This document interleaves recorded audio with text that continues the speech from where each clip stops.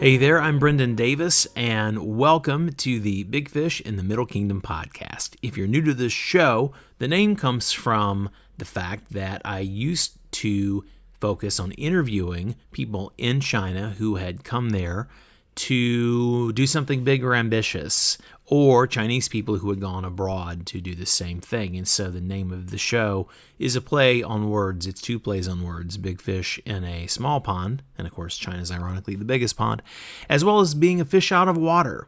That's a concept that we can relate to regardless of what we do, but it is a storytelling trope that is specific to the film business. And this week I have a couple of guests who can relate to that very much. I have three guests specifically. My first guest is my friend Star BURLEIGH. She's a fashion stylist. She's very in demand, very busy, dressing models and actresses for film and TV appearances, press events, fashion shows, photo shoots, you name it. And we discuss the massive impact on her industry.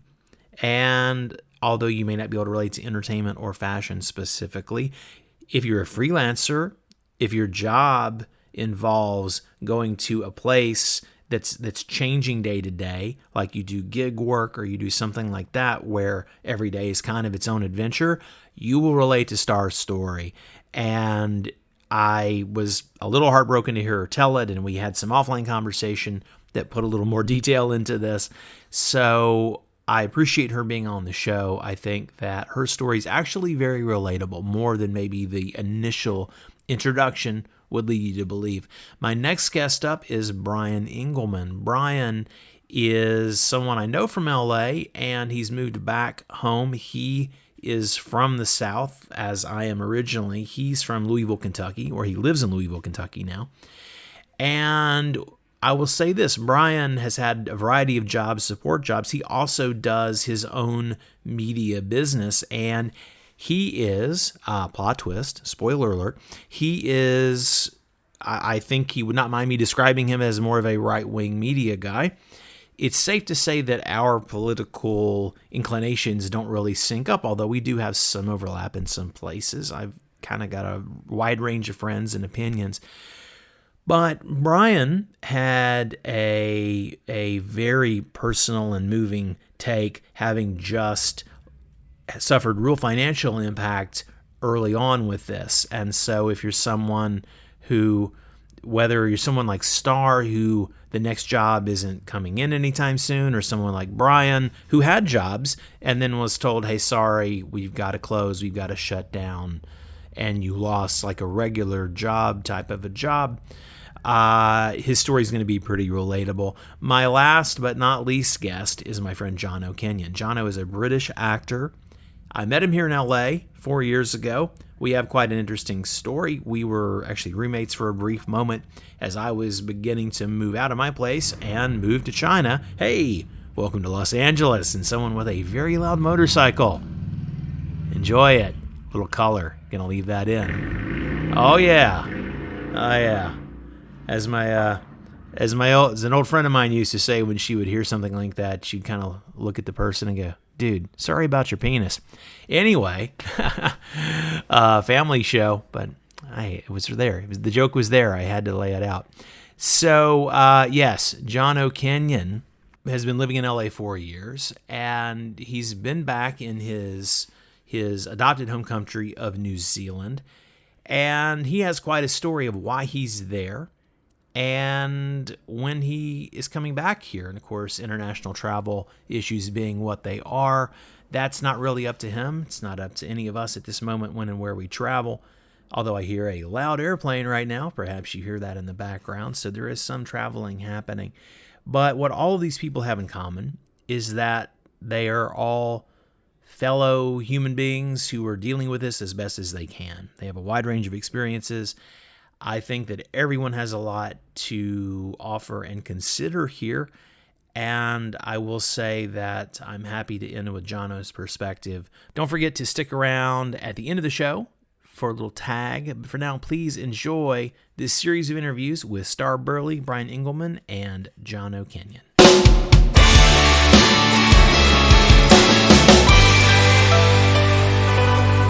Star Burley, welcome to the podcast. Thank you for having me. Well, I'm glad to have you on, and this is a sign of the times that we're also not real far away from each other, but we're doing this via the internets because we don't want to catch the crud. What is a kind of a, let me first get sort of a snapshot introduction of who you are and, you know, what your background is, who you are, what you do kind of thing. Yeah, I'm a stylist / costume designer in Los Angeles. I travel around the world for clients and different projects. And I mean, that's really what I do. I work with a lot of musicians, actors, influencers, so a little bit of everything. And then I also do short films, commercials, and advertisements.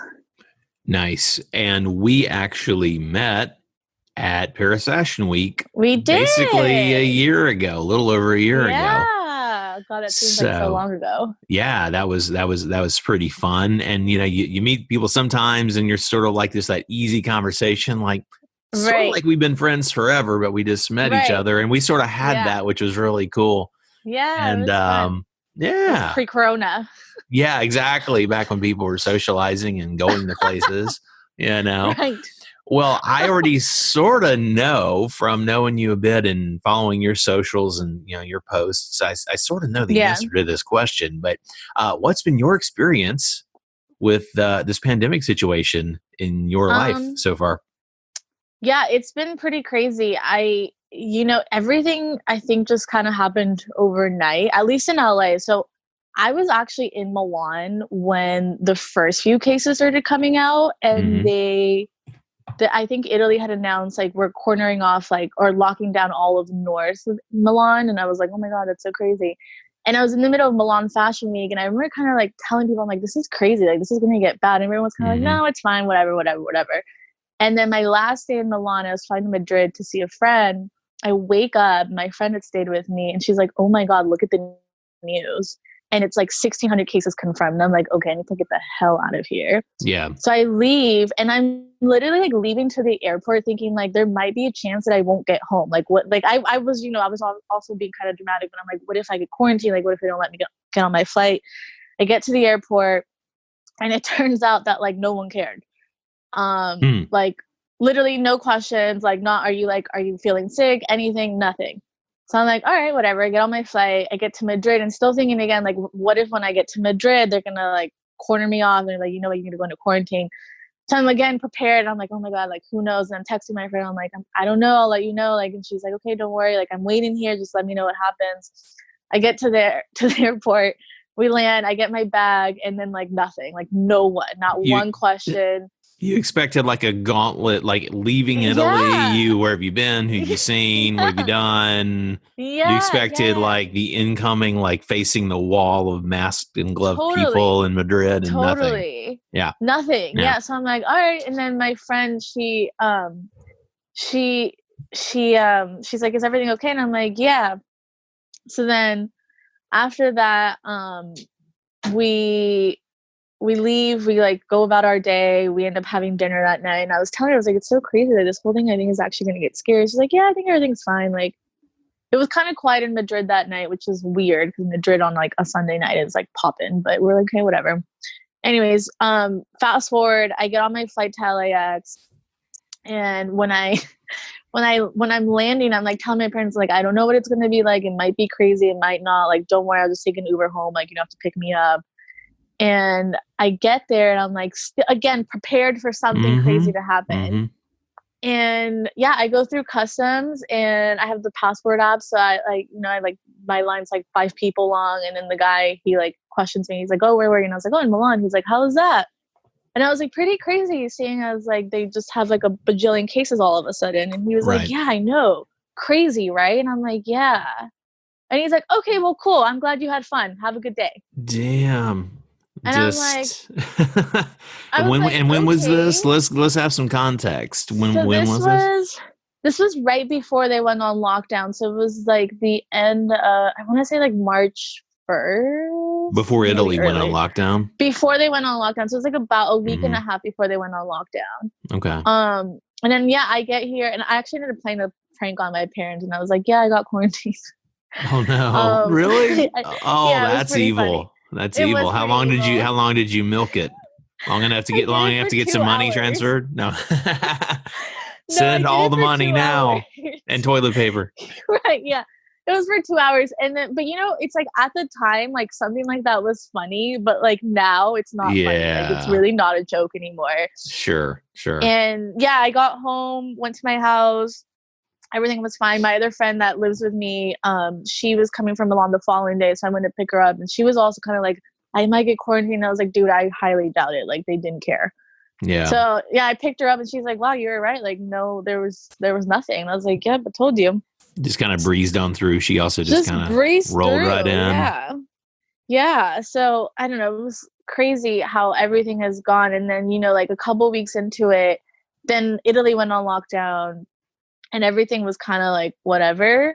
And even here, I guess, in the US, it just hasn't I don't think it really hit people until last Thursday when I think everybody was like, "Okay, maybe we do need to take it seriously." Even when I got back, I was like, "Guys, like, this is actually a big deal." And I have a lot of Mhm. friends in Italy who were like, "This is really scary." Like, the hospitals have to choose between, like, younger people and older people, and, like, some older people, Yeah. like, they're just leaving you in your apartments to die at this point. Yeah. Yeah, Which has it's been really crazy, and terrible. yeah, it's been awful, and I don't think anybody has realized, like, how bad it was until, again, last week, and last week was just, like, really crazy for me too as well because I had all these jobs that I was booked on for the next couple months, Mhm. and come Thursday morning, I started getting all these emails like, "This is postponed, postponed, canceled, canceled," and Mhm. one event after the other is just being canceled. I'm just getting, like, hundreds of emails of events that I had been confirmed to go to or I had clients confirmed to go to that Yeah. they were like, "Yeah, I don't know when this is gonna happen." And then Coachella got canceled too or postponed, which I was like, "Okay." So I have a couple clients performing, and Mm. at this point, like, who knows when that's gonna happen. Yeah. Um, and yeah, that was Thursday. And then I feel like over the weekend, things just progressively got worse and worse. And I was like, okay. And at that point, I was like, okay, it's going to be 3 weeks of no work. And I even sent a text message to my parents. I was like, I'm out of work for 3 weeks. It's going to be rough, but like, it'll be fine. And yeah, fast forward to Monday, Tuesday, and everything up until May is canceled. And I'm kind of like, okay, so I don't have a job. Can't file Yeah. for unemployment because I'm an independent contractor. Mhm. Mhm. Um, and yeah, I don't really know where this is gonna go, and it's just really scary because the very first industry that gets hit when the economy goes down is the entertainment industry. And also fashion, like no one's buying anything, stores are Right. closing, people are closing down left and right. So yeah, it's pretty spooky. I don't really know where this is gonna leave me. Yeah, yeah. I mean, and you said stylist, and I think anybody with paying half attention understands it's fashion because of what you're just talking about. But yeah, you're doing fashion styling. You're picking clothes or choosing. You're dressing and styling people. You're like it's a hands-on job, Yeah, and it's very. for people who are going on a runway or in front of a camera or going Yeah, on a set or going in front of a going in front of a TV yeah. audience. It's Lots of that's people kind of around your you. job, and it's an exciting and fun job. And although crazy, I see your Mhm. 16, 18 hour, sometimes nonstop Yes. for weeks work days. I mean, it's people have a lot of Yeah. misconceptions, because people have their own lives and don't care about us, frankly. But a lot of people have Right. misconceptions of entertainment, and it's like most entertainment jobs are like 12 plus hours a day, 5, 6 days a week Yes. Yep. or more. And so, 7 and days a it's, week. and again, independent contractors. So, I mean, most of us are independent or like, I have the company with Larry, but I mean, we're a two-guy partnership trying to make a Right. project, so you Right. can't go shoot a thing, then you're sort of stuck. Yeah. And, it's, I in terms of how long it lasts too, I mean, I did a post on one of the socials the other day that basically said, I've seen this movie already. I live in Beijing. Right. And there are various alternate endings, but I'm pretty sure I Mhm. know the different ways that this movie can go from here. And, for us specifically. Right. And yeah, when you ended up putting a button. When you first said 3 weeks to your parents, I'm just listening to you, share what happened. And then I'm thinking, that's a bit optimistic. Right. Yeah. And then you sort of you kind of came around to that things are shut down. I was supposed to be heading to Portugal for a big conference in about a week. And I was on the fence. I was considering buying the ticket a few weeks ago because the hotel and the food, everything is paid for except the ticket. That's kind of on me. And they're pricey. So anyway, I was waiting to maybe pull the trigger because I'm like, I think this might get shut down. Yeah. And I had decided, I talked to some people, some friends and stuff, and said, I think I'm going to wait till Monday, see if there's any news. And then Sunday, I get an email from the organizer going, "We're so sorry." But I'm like, yeah, okay. Yeah. So that's very sad, but expected. And it kept me from having to try to, I don't want $1,800 credit with Air Portugal or whatever. I was going to have to buy this ticket. So I'd much rather just have the money since I have to stretch it. So in terms of, speaking of, we don't know what's coming. What are your thoughts, Star? What are your thoughts and predictions, sort of about the future? Maybe I'm interested. There's the short term, but even if you kind of look ahead a little bit, sort of the near term, like we know there will be a getting back to some kind of a new normal, but I think it's the new part is my essential qualifier. But what do you think or predict or wonder or hope about what this new normal is going to be, and what's kind of your plan as of today between now and then? No pressure. Yeah. This is something I've been thinking about a lot in the last few days, of just kind of being like, you have to be optimistic and hope that everything's going to work out. But looking at like how the market is doing and how everybody's being impacted, I've had a hard time being optimistic about things. I mean, one of the things that I did think about is like this. I've been a freelancer for a few years now, and there's a lot of ups and downs that comes with it. Never did I think that this would be one of my like downfalls, because it feels like a downfall right now. Like it feels like I'm failing almost. Like it's like, wow, like I'm kind of screwed right now, which is scary. And I was literally thinking the other day, I was like, maybe I just need to like start working in TV and film and like join a union, so that at least it's like a little more stable. Yeah. But I don't know. Honestly, I really don't know. I from talking to friends and seeing what they think, everyone's kind of like, it's going to take at least 6 months for everybody to recover, which is scary because sales are obviously going to be down. People haven't had, a lot of people have lost work. And that's really scary because, as I said, like the very first thing that gets hit is fashion. Like people don't need to buy clothing. Sure. Non-essential stuff goes out the window. Yeah. Right. Especially when they can't even make rent. And at this point, people are like trying to figure out how they're going to make rent when they're not working. So you're reevaluating kind of your long-term strategy. Yeah, a bit. But at the same time, like, everyone keeps saying like at the end of the year is going to be really busy because everything that got canceled has to be done at the end of this year once everything gets better.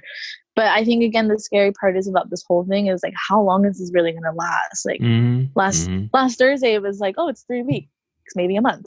Now we're looking at like May. And then like a couple minutes ago, before I came on this call with you, I read this report that was like maybe July, August. And I'm like, oh, okay, great.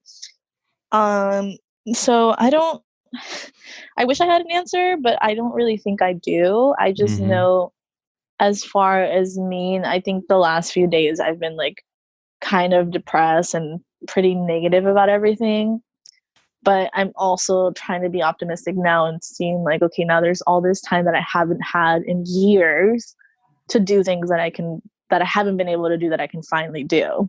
Yeah. And whether that's like picking up a book that I haven't been able to read, or learning about a lot of designers that I haven't been able to read about, or there's so much like up and coming talent that I haven't been able to research that I now finally have time to research. And thankfully, because of the internet, we're so well connected that everybody's answering emails like Right. you know. You can reach people all of a sudden. Yeah. Yeah, because they're Yeah. not running around. They're not in an airport somewhere or in a Uber Right. getting to an airport or leaving an airport. Yeah. Right, right. So I think there's just a way of we have to rethink how we're gonna do things, and there is a way of connecting with people, thankfully.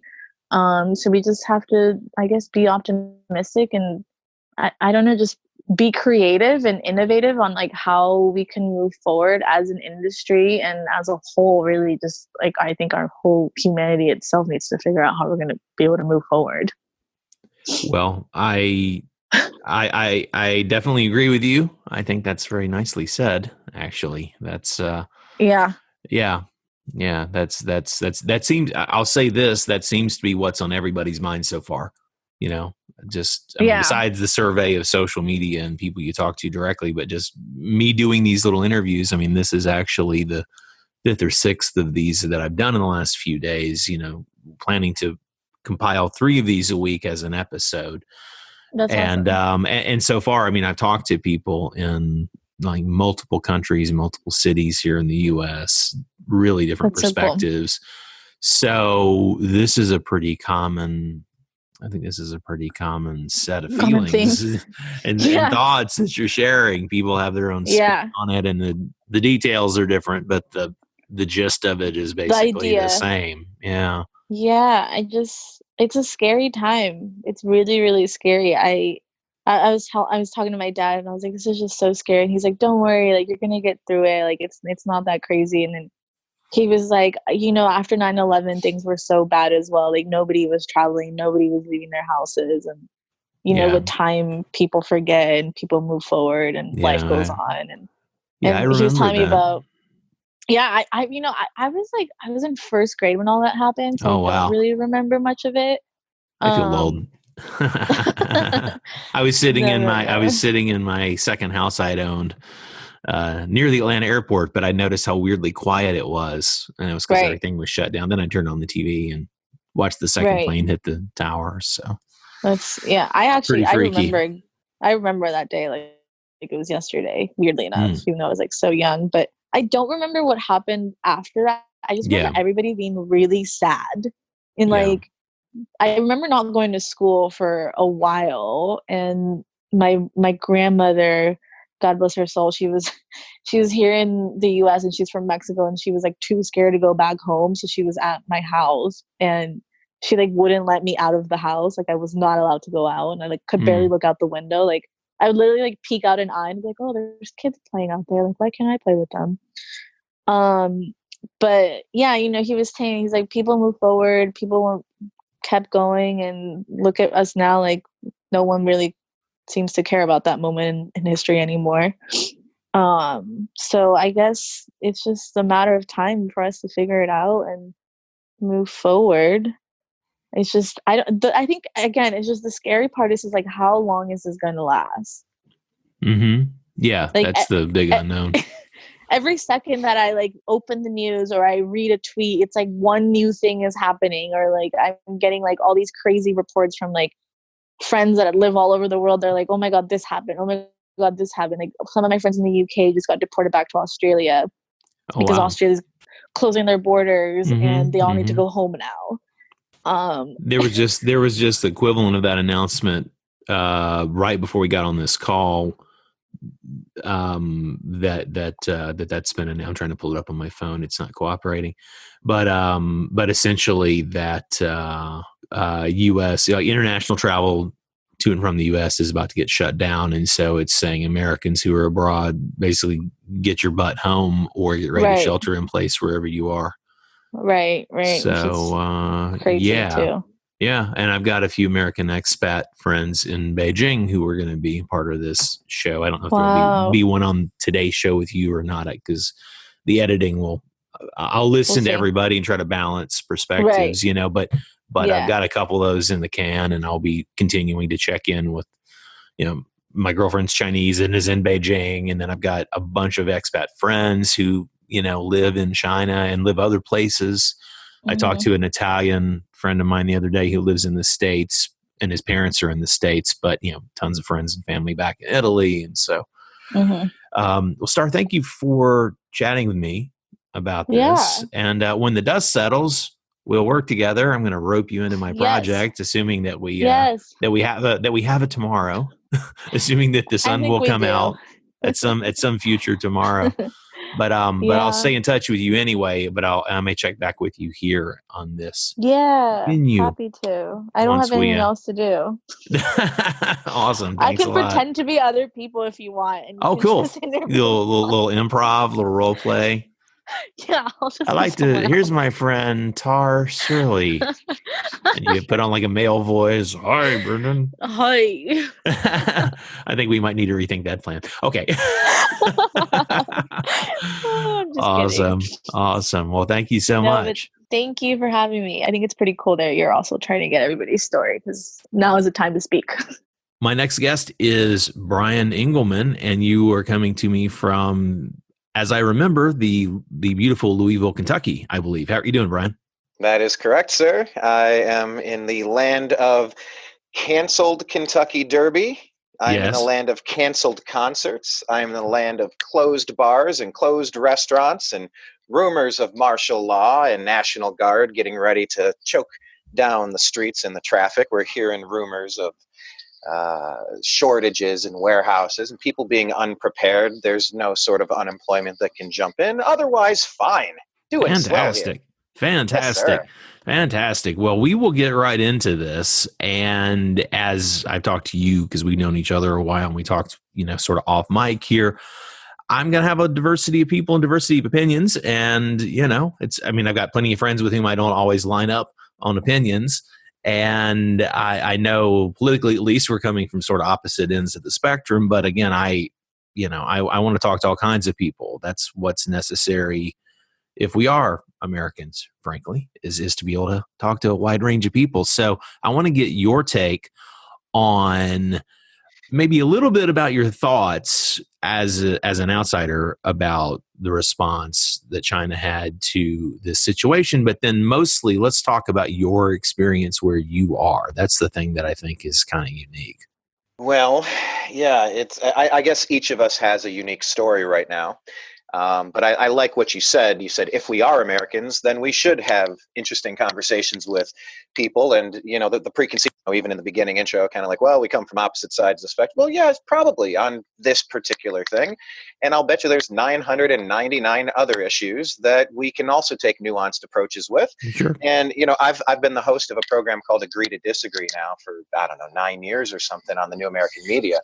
And it's in the title, man. It's Right. called Agree to Disagree. Like, you don't have Yeah. to become an insufferable prick to somebody just because you completely disagree with them. It's like, hey, buddy, use your words. Express your intelligence. Right. Relay something different. And in fact, our mutual friend kind of called us out, like, oh, you're the worst debater. I'm like, bro, I'm literally okay. And it was great because you chimed in and hit me up. You're like, hey, man, you kind of saw how I was conducting myself. I have some different thoughts that I want to push forward. Sure. I'm not interested in debating everybody's particular minutia points, but there's some stuff I want to say. And you reached out. You said, hey, let's talk about this. I said, well, perfect, because I'm living it. And that's how we're going to do it.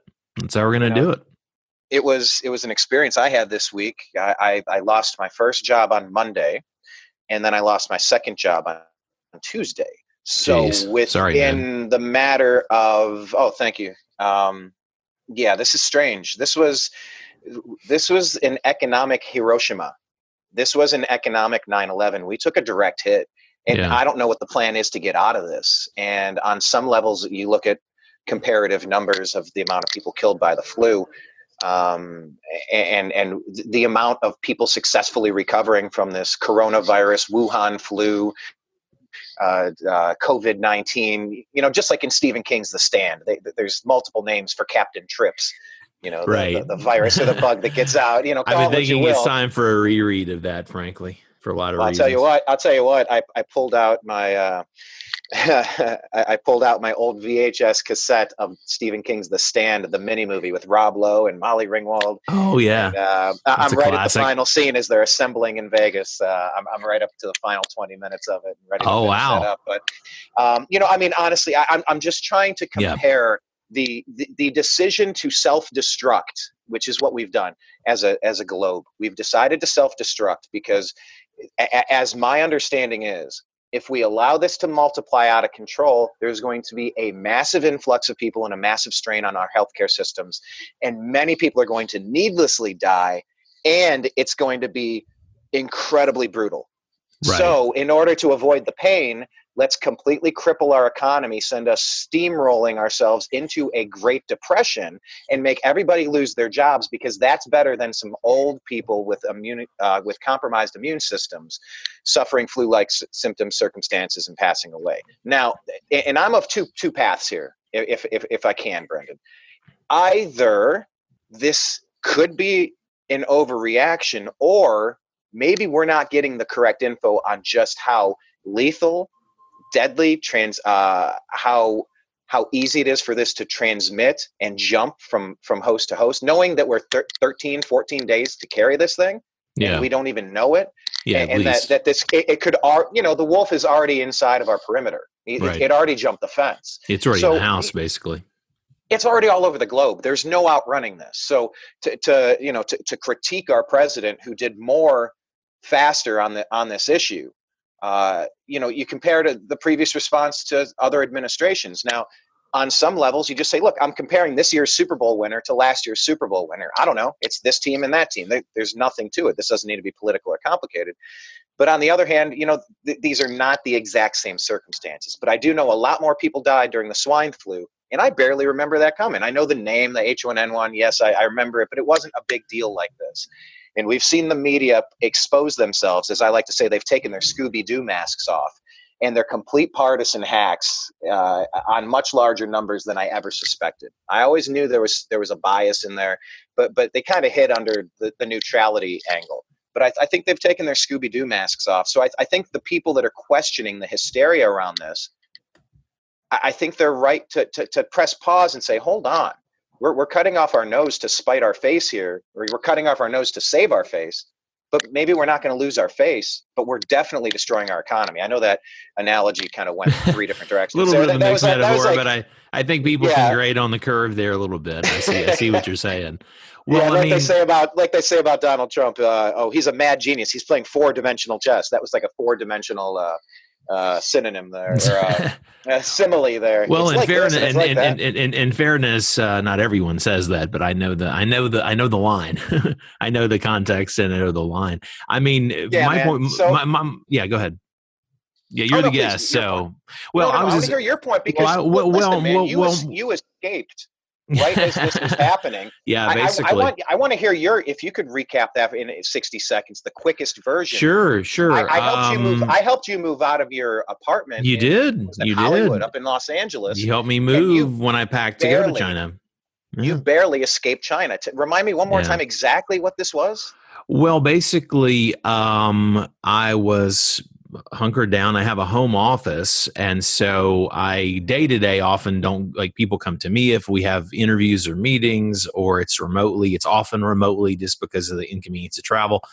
It was ramping up to the Chinese New Year, and the actual New Year's Eve and day had not come yet.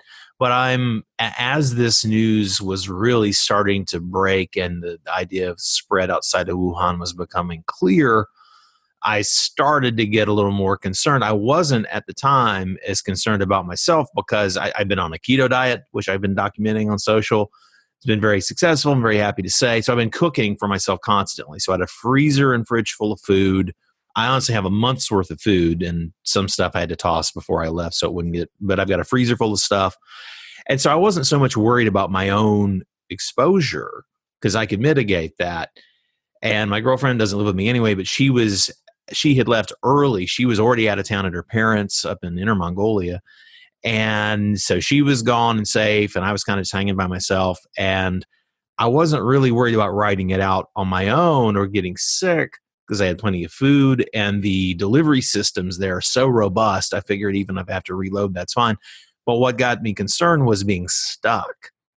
And I started to see some alerts related to local or regional travel restrictions with highways and certain things about the subway. And that's going to happen anyway, because Chinese New Year it's a ghost town in the major cities.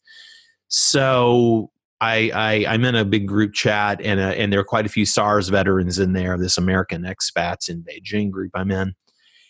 And so I sort of said to the people, based on a few of these things that were trickling out that particular day, and my business partner, meanwhile, is messaging me and calling me from Palo Alto saying, dude, you got to get out of there. You should get going. Because he lived in China on and off over 30 years, and he's aware of it.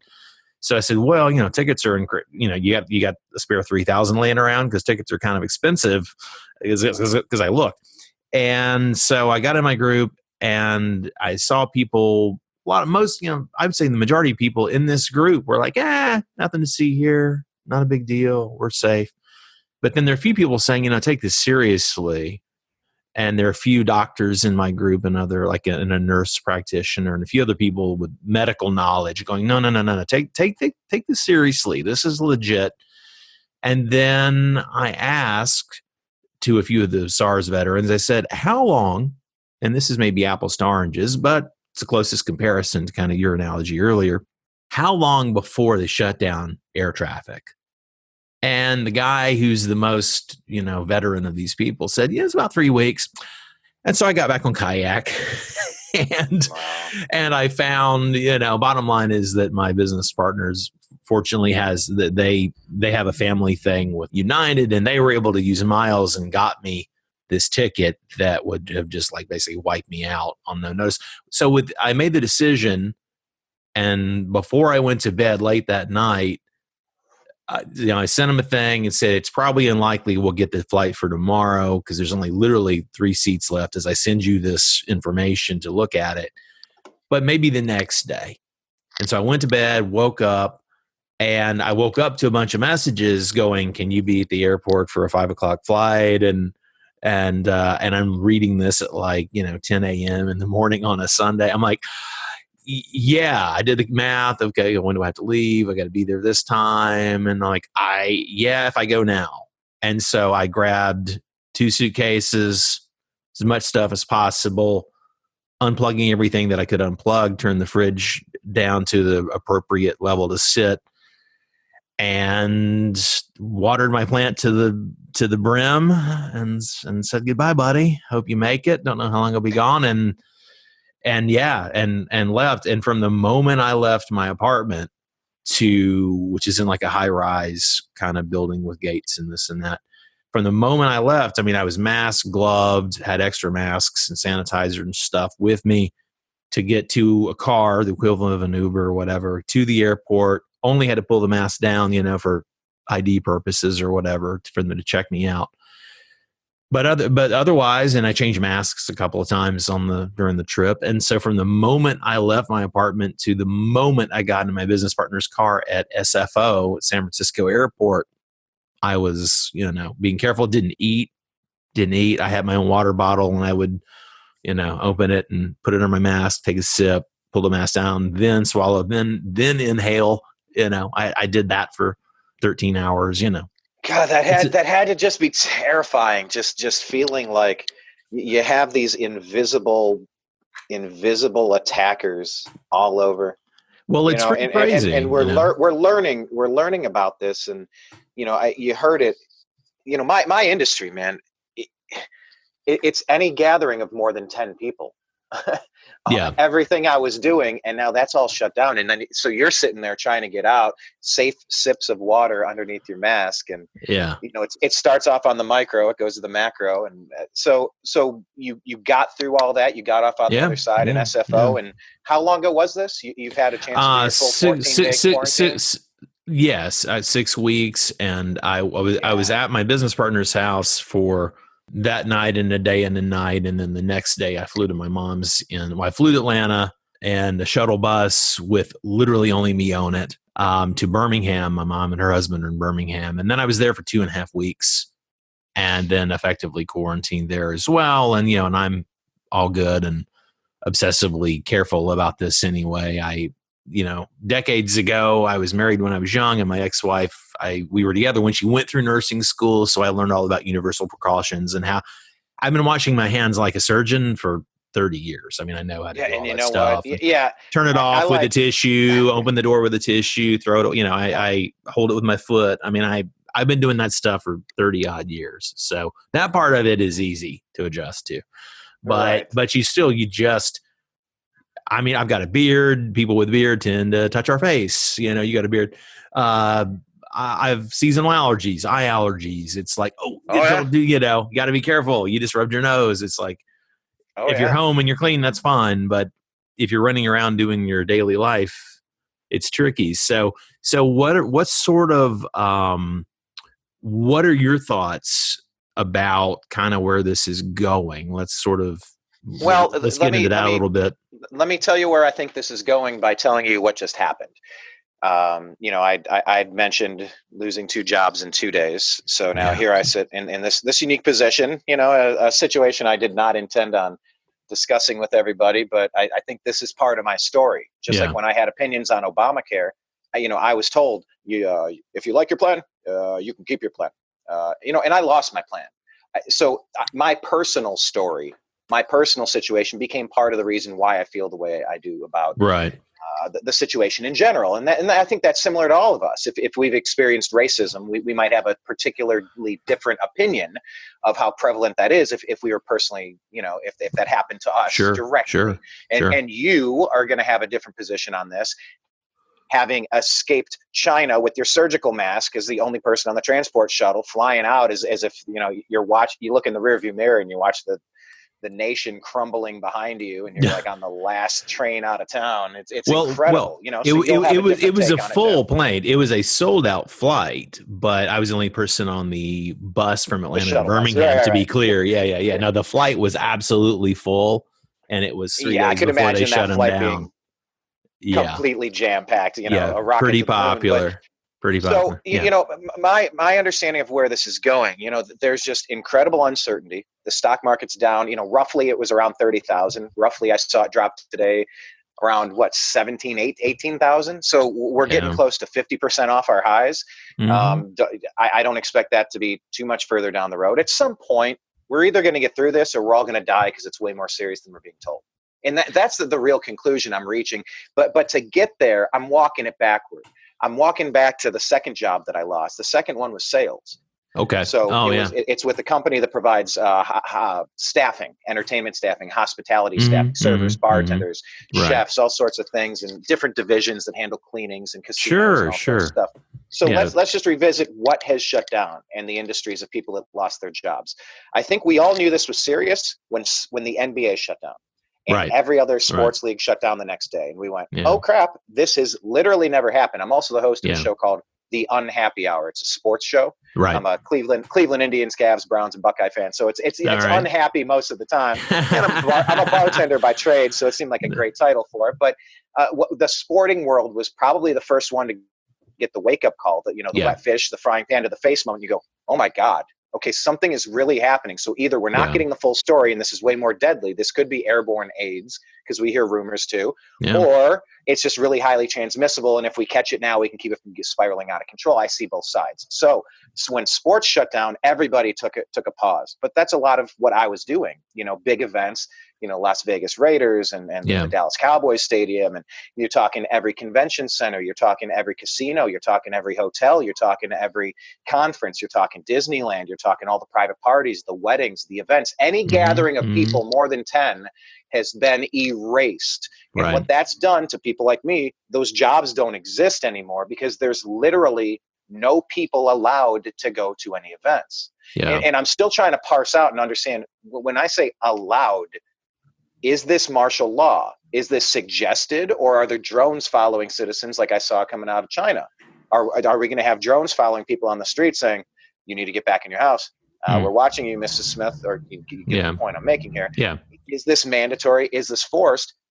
Anyway, that's a whole separate tangent we could go down. We don't need to this particular moment. But what I'm saying is, when you take an atomic bomb to the entire economy with every gathering of more than 10 people, you have all the caterers, you have all of the special events, you have all of, just go down the list of all those people who are now unemployed, have no jobs, have no money. So now, who are they paying rent to? Well, that landlord, that mortgage owner, where are they going to pay the banks? Right. Oh, but now we need a bailout. Okay, well, where are you getting this bailout? We're going to do another monetization. We're just going to monetize trillions of dollars out of thin air and devalue the currency as it currently stands. And then you look at China, that they've kind of rebounded from this, and it's like, you guys, hold on a second here. Hold on.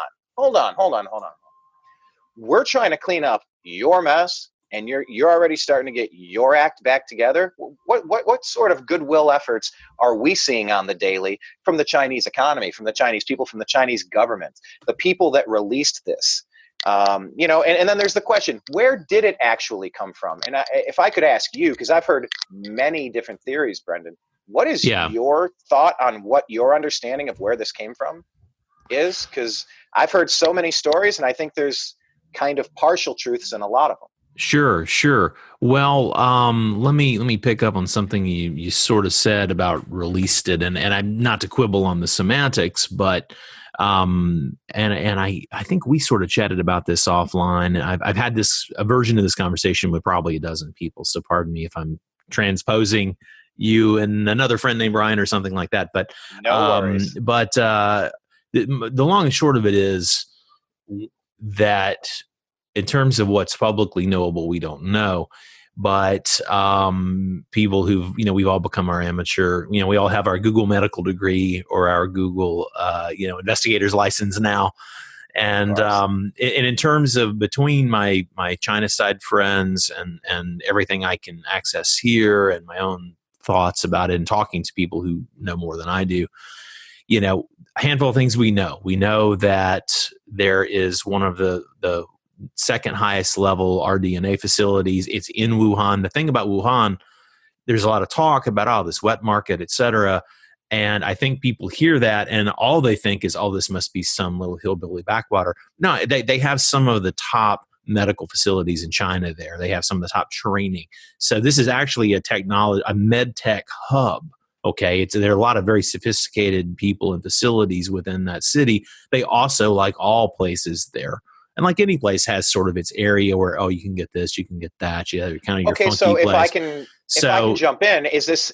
Are you saying this is similar to like Silicon Valley, where you have all these high-end tech companies, but you want to go to the farmer's market and get the ostrich? Yeah. You could think of it like that. You can think of it like that. So my point is that I think one of the most popular theories, and it quickly extrapolates into interesting conspiracy theory, but I don't want to go down that rabbit hole in the interest of time, especially right now. But there is, people have said, it's a bioweapon intentionally released. That you can stop that. That stops dead in its tracks logically, and I can get into that.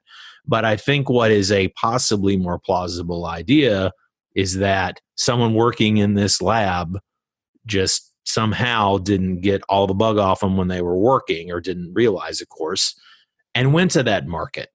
And then because of the nature of that kind of market, anything's going to spread. I mean, whatever you have, that's those things, frankly, are super, super, super nasty.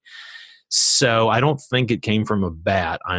I assume, because we know they were testing this at that lab, that has been essentially acknowledged and released. But in terms of it being intentionally released, it makes zero sense for a lot of reasons, mostly because the impact, without going down a giant rabbit hole about this, China's already been struggling to hold off a recession. This is something that you could spend days going down this in terms of the research. Global economics but essentially propping up state-owned enterprises with debt, and the debt crisis there makes anything we've had going on here recently look like small peanuts.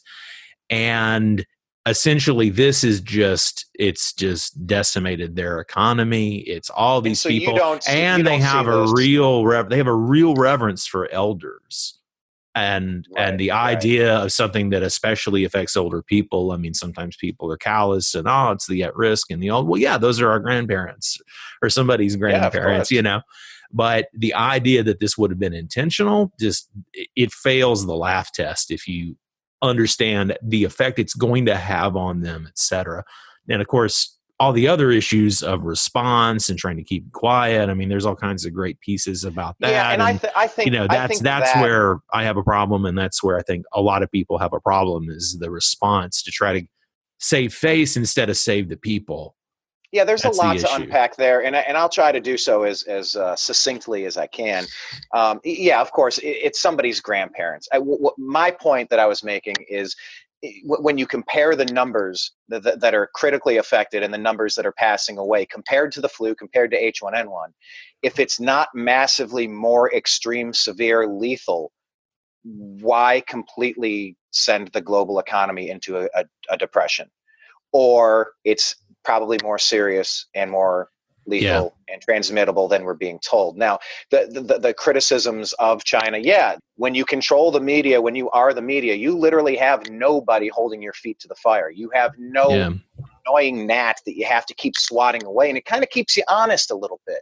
It's like you want a robust Republican media when there's a Democrat in office. You want a robust left media when there's a Republican in office. You like the checks and balances. You want to just keep them honest. Just keep them honest. But in these countries, when they roll with an edict, you have the apparatus to try to be quiet because you're embarrassed about you did something bad or something you don't know what to do. You're trying to clean it up. It's like Fukushima. Oh crap. Right. What do you do? What do you do?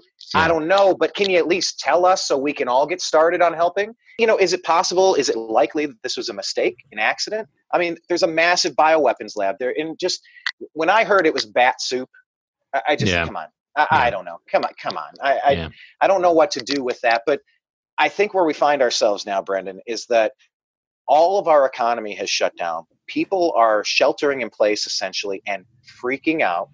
People like me went to bed last Friday with 2 jobs, busting their ass, trying to be responsible and, live that great American dream and try to be a good neighbor to the community. And all of a sudden, because what might be an overreaction, there are no jobs. They took our jobs. Like on South Park, they took our jobs. And you look around, you look at, my bartending job on the side, all the food service, all the restaurants, all the bars. Do you know how many people make their living and raise their children trying to go hustle $100 a shift and trying a lot. People in the service industries or entertainment, like you and me, with musicians or filmmakers, actors, you're trying to pick up all these part-time jobs to sustain a living. That's all gone. Yeah. It's just disappeared. And you just, I don't know that I've seen enough to convince me that the reaction has been necessary or on par with something so deadly that we had to take this nuclear bomb to ourselves in order to save ourselves. I get it. And in a perfect world, this will clear up soon. It will be a couple weeks and we're going to be back to normal. Slowly but surely, the NBA playoffs will start again. We already lost March Madness. What do they do with hockey? What's happening with the start of spring training in baseball? I mean, the billions and billions and billions and billions of dollars that have just poofed into thin air. I talked to a manager of rock bands, came into my bar last weekend, and he said, "Do you know how many stadium shows we just canceled? Do you know what we just had to do?" And we snapped our fingers, and billions of dollars, hundreds of millions just disappeared. And this is the ripple effect to our whole economy. It's going, well, why? Because we've had 120 deaths in the United States. I don't see why we damn near went into martial law lockdown and ruined the economy over 120 deaths. It doesn't seem proportionate. Well, it just seems like it could be a little out of whack, and I'm willing to reserve judgment on this. There's a lot of good people making a lot of good points. You don't want to spread this in the fact that we're carriers for 2 weeks, or we don't even know. At least, and they're saying it's living on products and inanimate objects. It's not even in human spit or sneeze or something you wipe your saliva. That it's on the groceries you're bringing home, and it's sitting there dormant, ready to attack for we don't know how long. So if this is more serious than it is, just fucking tell us. Sorry, Brendan, you can edit that out. But, no, but you know what? It's been a bit of a tough week here. So if this is so much more serious, just tell us. Just tell us, because we're guessing it is. And it's that uncertainty that's going to make so much stuff worse. And if it's not, I'm just questioning whether this was all necessary and worth it in the grand scheme of things. We're not going to know because we didn't live out the alternate universe where we didn't do that. It literally looks like the entire world is deciding this is the path of action to take, and we're all going to politely self-quarantine. Don't make us force you. But that day's coming. You're seeing restaurants that are saying, I'm not closing down. Kid Rock, he said, no, I'm not closing down. I'm not closing my restaurant. Yeah, I haven't checked for the update on it, but a restaurant in Ohio said the same thing. I'm not doing it. A guy in Kentucky said, I'm not going to self-quarantine. So they have officers outside of his house saying, if you leave, we're going to arrest you. So this is what we're saying here. And these are the questions we have to ask.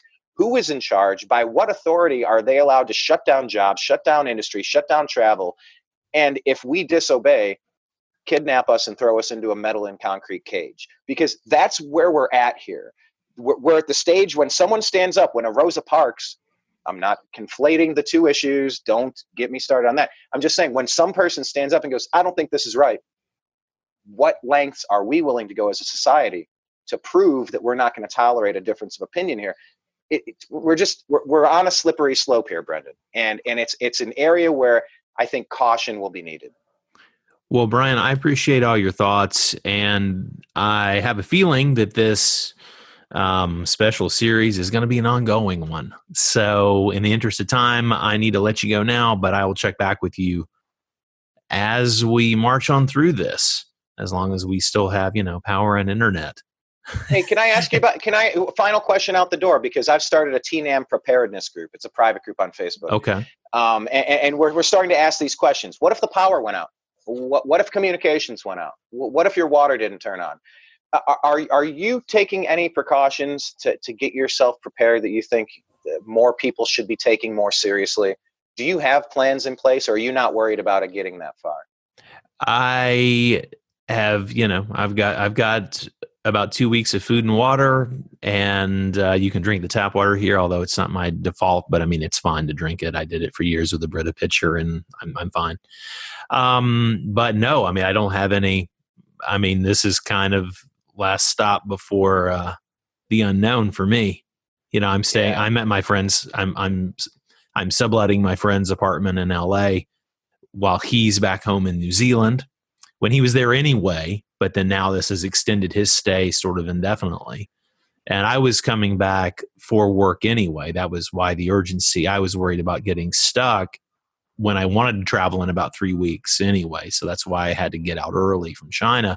And ironically, my girlfriend in China is now worried about me and my healthcare prospects here. Figure. So that's kind of the great irony of all this.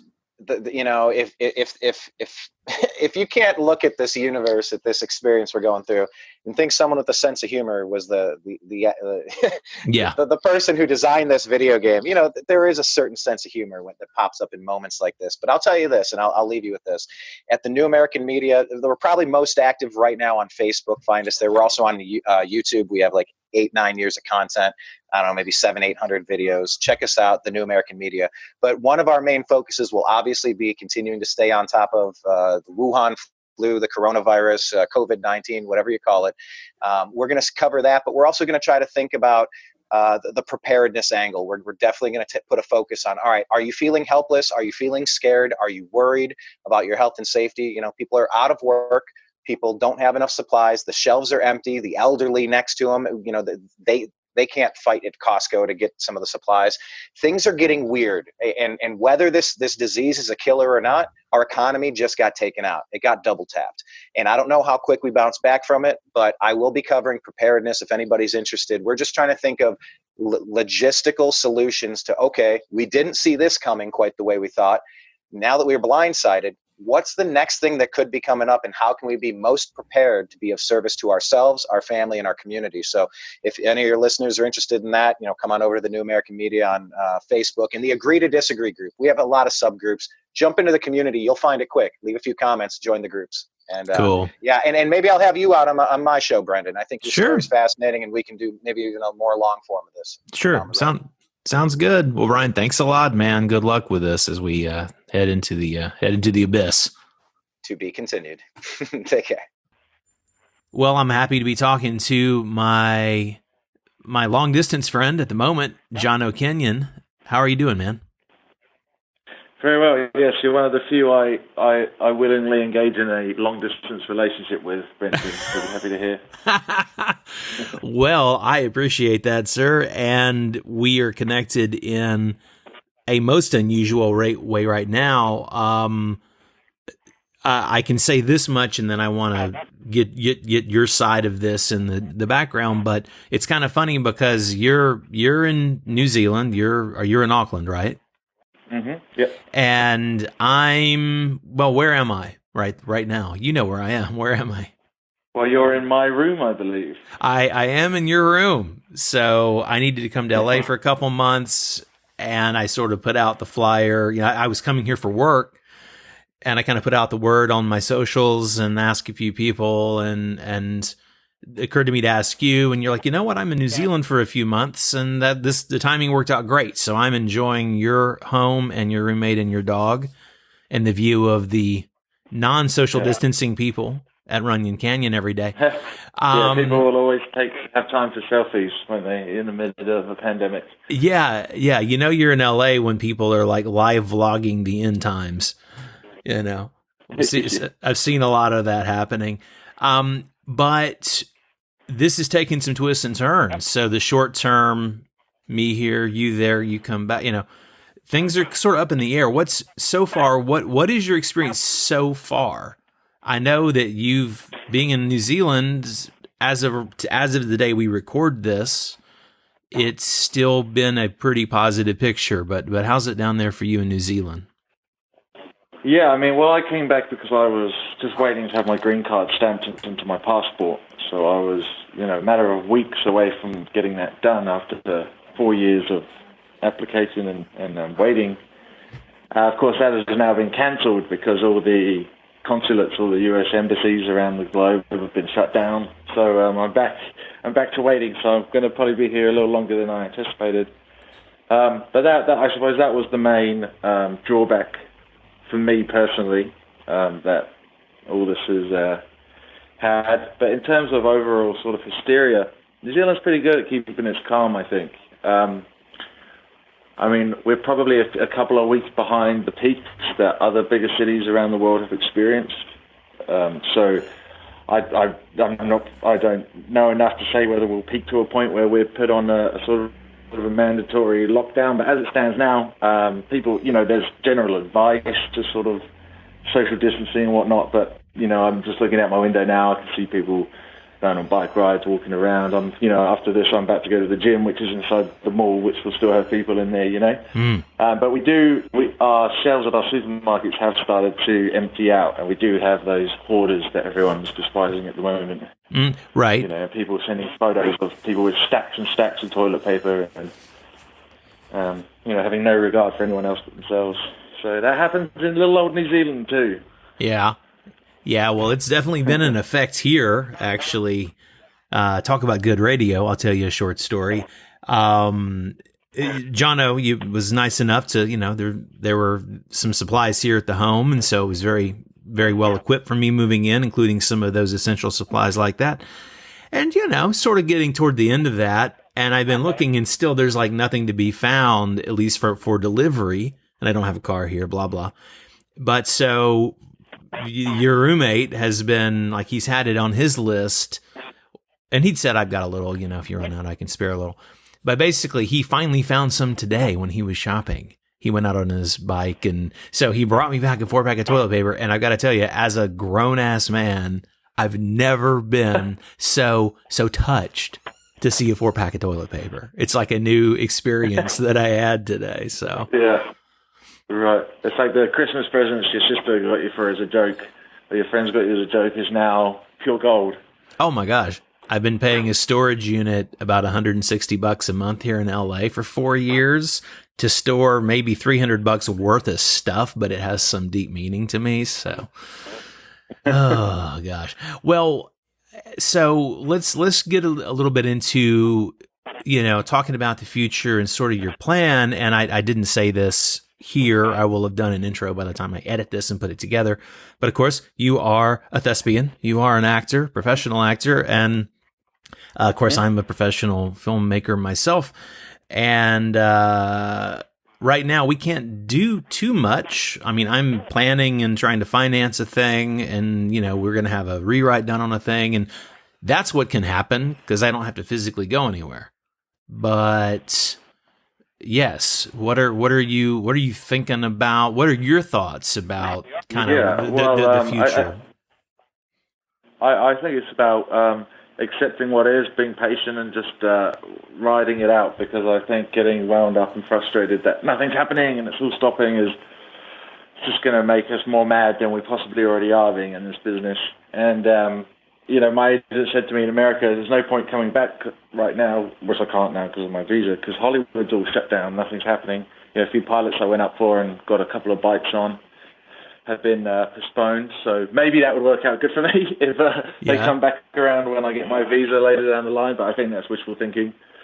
In terms of New Zealand, the industry's still going here, but again, I don't know, in a week or two it might start, everything might start getting sharp. I know my New Zealand agent, they've closed their offices and everything, they're all still working from home, but nothing's guaranteed. So I think it's just it's about riding out the storm, really, I think. And being patient, because I don't know, I'm not educated enough in the whole matter of this virus and how it works. But, I don't know if it's going to be how, China has proven that they had their peak and it's gone down and it didn't last as long as people were projecting. I mean, they took some extreme measures, I can imagine, to keep it all in check, which I'm sure more Western countries wouldn't do. But right. I don't know. It'd be interesting to see how long it goes for. Well, that's kind of what I've been thinking about too. And again, having the perspective I do, as we record, it was basically 6 weeks ago that I evacuated ahead of it. Just when the news was that it was just going to start to spread, it had been spreading a little. I got on out. And so I've been back, and I self-quarantined for 2.5 weeks, et cetera, after I got back. And, I'm all good, fortunately. And I'm not going anywhere I don't have to for the foreseeable. But in terms of work, I mean, this is something that, again, you just expressed your thought about it and the advice from your reps who are telling you the truth about the situation. I only have my medical degree's from Google, like most of us, so that's all I know as well. But having seen the China response, I mean, I said from the beginning, it's like, what worked for them, we are neither logistically or psychologically prepared to do that here. And so whatever our response would be is by definition is a lesser measure. So, I mean, I talk to my girlfriend pretty much every day on the video chat to say hi and stay sane. And, and so I'm getting also the reports from her there in Beijing and they've been mostly working from home, sometimes in the office. They start back up this week again with fingers crossed and fully masked and gloved. So, I mean, those are the kind of adaptations that they're having to make, like staggered work schedules for people who work, a normal job, unlike us, where maybe half the company goes in these days and on the alternate days, the other half, and you flip it the next week. And that's just the new thing. That's just how they're doing it. People's desks are spread out now. People used to be jammed shoulder to shoulder in a lot of places. So, yeah, I'm not really sure how it's going to go either, but I do have fingers crossed. I mean, as far as these projects that I'm trying to do and that you're waiting on or hoping to come along, I'm hopeful that if we can have some kind of, maybe some repurposed vaccine magically works for this, or maybe there's antiviral treatments so that if you get it, you can be effectively treated with a high success rate and then, hopefully be immune. But hopefully this will come together sooner than later. But maybe by the summer, So right now, like life goes on. Yeah. Doesn't it? And we've experienced trauma throughout the history, and life always ends up going on. And I think people need to keep that in mind when they resort to end-of-world behavior. Yeah. That life will go on, and it's our responsibility to make it so. Well, what are you going to do, kind of last question, in the meantime?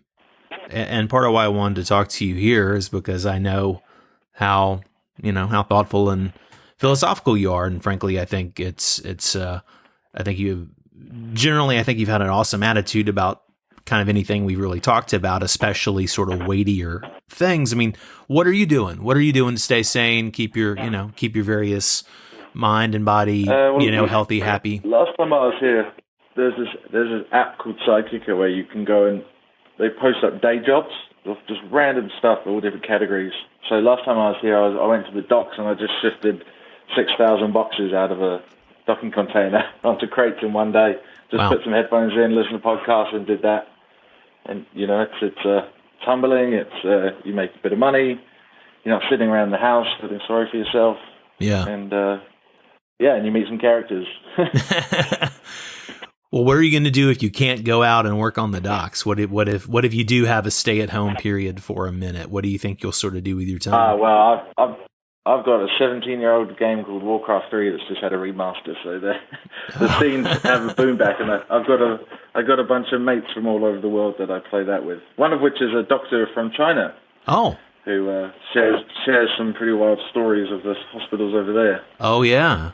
Well, I'd like to hear that. That's probably an off-mic conversation, but well, cool, man.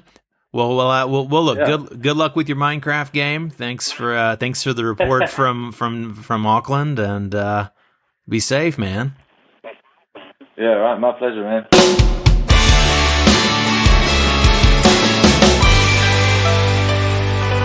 So that's it for this week. A bit of a long show. I hope you enjoyed it. Lots of perspectives in here.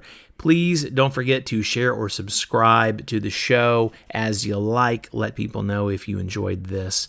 Also, if you think you would be a great guest, if you know somebody you think would be a great guest, please get in contact with me. I'm available through most of the socials. I'm pretty easy to find. And I'm also reachable via my website, which is crazyinagoodway.com. And there's a contact form on there. That general URL will take you to like a film resume page for me, but there's a contact form where you can email me safely through a anonymous webpage. So thanks again for listening. I'm Brendan Davis on behalf of my guests, who I really appreciate their time and sharing with you today. I will see you next week. Stay safe, stay sane, stay healthy, and